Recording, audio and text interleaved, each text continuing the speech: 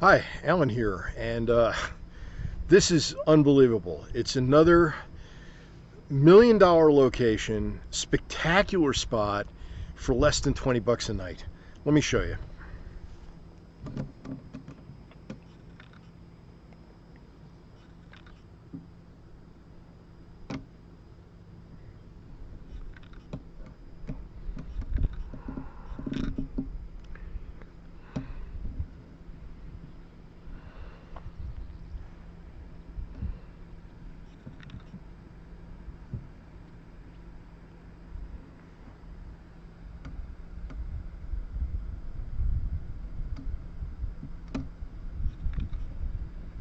It's right next to the water. There's electric here, and with the America the Beautiful pass, it's less than 20 bucks a night. It's $18 a night.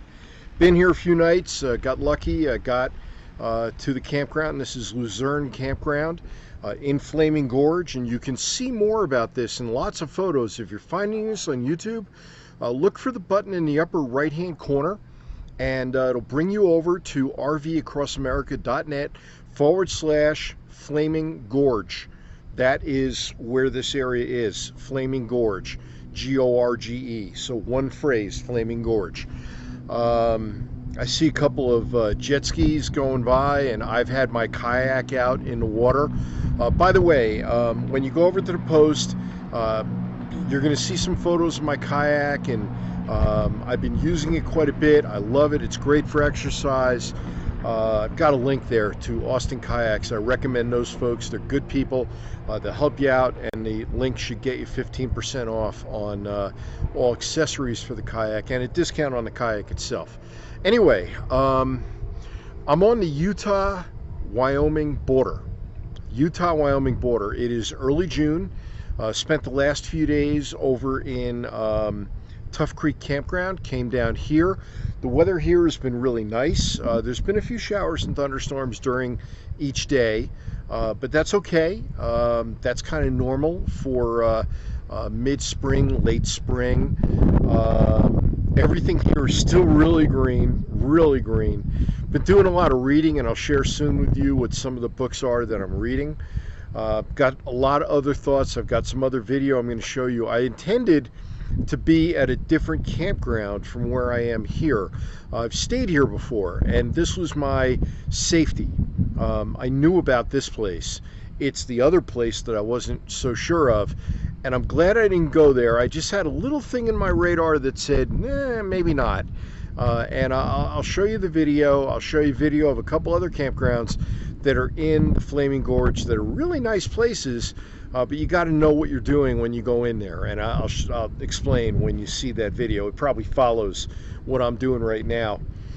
It had been super windy before. Hopefully now it's not too windy to create some sound on the microphone, and just loving it. Just loving it. I mean, this springtime travel, it's new to me. Normally I'm in the store doing RV consulting. That store doesn't exist anymore, but I still have my concierge RV buying service. And if you are looking to get a camper and you want a guide by your side, you want somebody to help you out, if you want to hire me to do that, I'll be glad to help you out with that. That'll ensure that you get the right camper at the best price. Hey, sorry about that real quick edit. Most of the times they work out pretty well. That one, a little abrupt. Anyway, this is Luzerne Road, headed away from the Luzerne Campground towards the town of Manila, Utah. You're again on the Utah-Wyoming border. You can see the waterway just off to the left, and Flaming Gorge is actually just south of that waterway. This area is thought of as the Flaming Gorge area, but it actually begins just south of the town of Manila.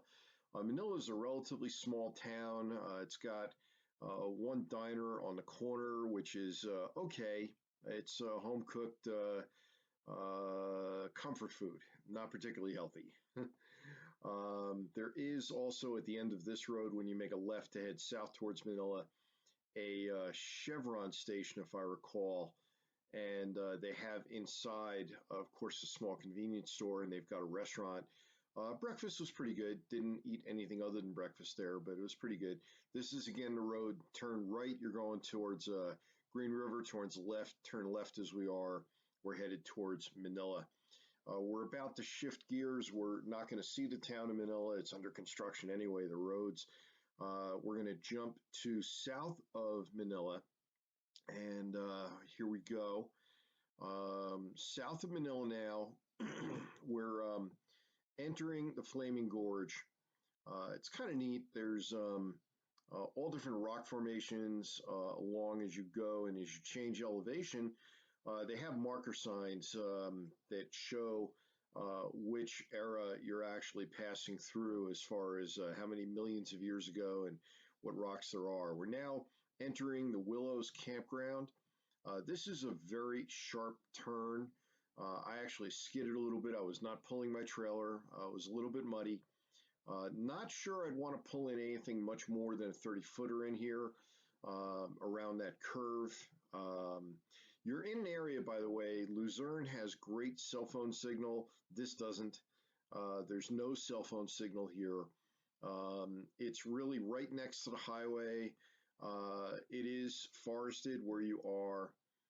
Some clearing areas, I would say 30, if you could get them in around that curve, maybe 35-foot campers at most, and then you've got a loop around here, and then you head back. So this is a good location if you want to be off the grid, away from the crowds. I'm sure it doesn't get very busy. I don't know if there's any kind of reservation system for Willows Campground. You would have to check with the rangers at the Manila, Utah office. They're the ones that have pretty good handle on this. So moving on, we're shifting gears here and we're back on the road. This road ultimately goes to Vernal, Utah if you continue southbound.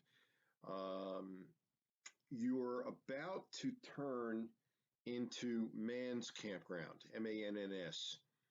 And Mann's Campground is more open than Willows. Again, no cell phone service through any of this area that I'm showing you. Got to the fork in the road here and was kind of curious as to, well, which way does it go? I guess in retrospect, it really doesn't matter. There's campsites on both sides. Again, this is more open. You're definitely able to camp in here with a larger camper. But again, I didn't count the number of sites that would handle a larger camper. There is clearly a larger camper up ahead in the site. Again, you're not far from the road, but you're far enough from the road. You've got that beautiful backdrop that you can see in the video up in front of us. So it is kind of a remote area. Again, clearly off the grid. You're not going to get cell signal in here. And it's somewhat dispersed camping. They do have campsites, but they're all over the place. So Mann's Campground is definitely another spot potentially worth exploring. For me, I prefer to be where there's cell access, and I prefer to be on water. Neither of those are the case here. You're nowhere near water. The nearest water would probably be to go back to Luzerne from where you are right here. So we're heading back out of Mann's Campground. And again, there's that fork. If you had gone left, there's clearly some other spots. And then what we're going to do is we're going to come up on a place called Sheep Creek Bay Campground. So we're making the left turn so we can turn further south.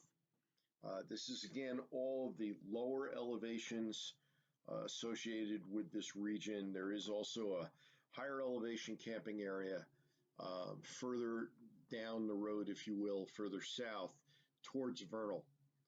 So we're shifting gears here, headed in towards Sheep Creek Bay. This is an absolutely gorgeous view. I got caught behind that dump truck.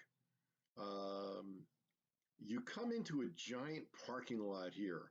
Now this has gotten 5 stars, and I just don't get it. You have to drive through this giant parking lot. This is for all the fishermen that enter in through Sheep Creek Bay. and you get into this notch just up ahead.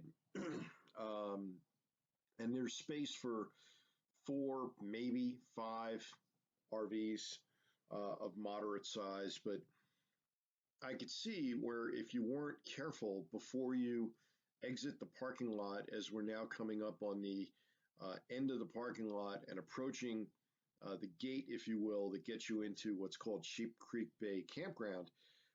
Once you're in here, if this is already loaded with campers and you bring a larger one in here, you might have a hard time kind of negotiating your way around. So I would definitely stop in the open parking area before coming in to kind of scope out where you're going to park and how exactly you want to orient your camper.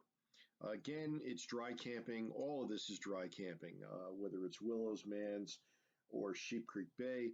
Luzerne, again, was electric, and it did have water taps, hydrants, couple per loop, if you will, that you could get yourself some water if you're running short. So we're doing a drive around the Sheep Creek Bay Campground, or as I would probably put it, a drive around the parking lot. If you get the idea that I was underwhelmed by this, I was. Yes, the view is absolutely gorgeous. No, you're nowhere really near it.